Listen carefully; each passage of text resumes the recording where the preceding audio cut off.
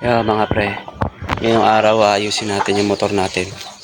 Kakabitan natin ng bagong tambucho. Ayan o. Yan. At ito nga pala yung bagong tambucho na ikakabit natin. Yan. Exos. So susubukan natin ikabit to kung anong magiging resulta ng tunog. Pero testing muna natin yung tunog ng dati. Tapos testing natin yung tunog nito. Yeah. Testingin natin kung ano yung tunog ng dati at ano yung tunog ng bago natin ikakabit.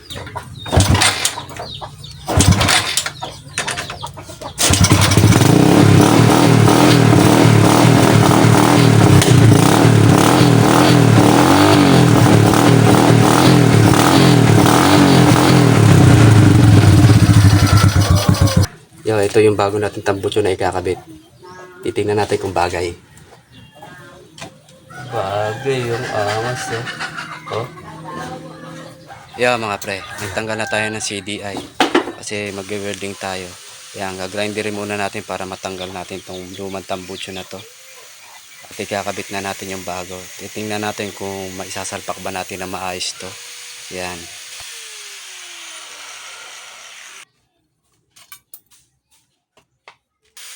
Yeah, mga pre, isi-set up na natin itong tambucho na to kung swak ba siya.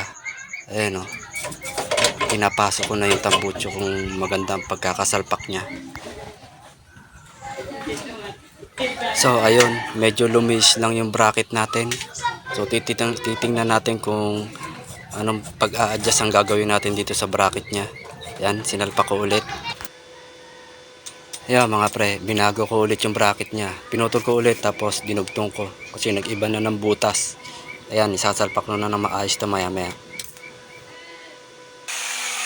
Yeah, ito nga pala yung bracket niya. So, stainless yan. Ito ikakabit natin sa bago nating tambucho. Ayan, sineset up ko na mga pre. Ayun, ipipix ko na siya mga pre para malaman natin kung ano yung resulta ng tunog nito. Maya maya papaanda rin na natin at yan. Nagwe-welding na nga ako dyan para hindi na siya gumalaw.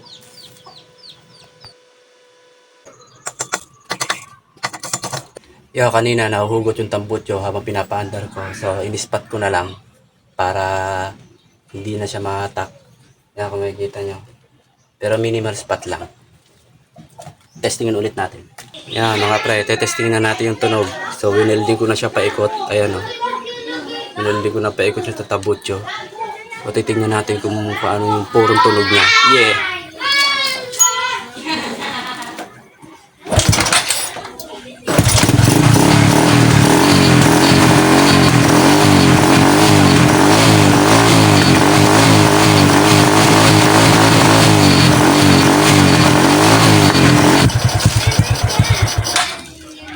Mga pre, tapos na natin ikabit yung tambucho at maganda na yung tunog na testing na natin.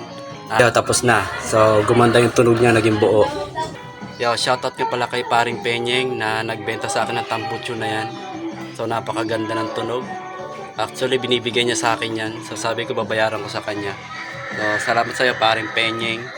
Yo, ang ganda oh. Tambucho. Oh, napakaangas. Yan. Bali kakaraos ko na rin siya mga pre para gumanda na kasi medyo marami na yung ating broom broom. Yeah.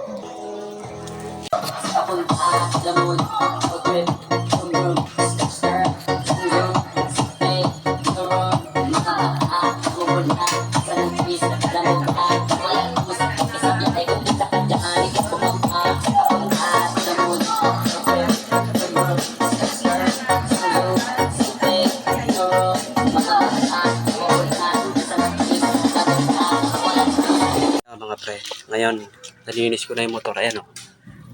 So, pinarwas ko na siya para diretso na. Oh, yung angas oh. Ang ganda niya na tignan oh.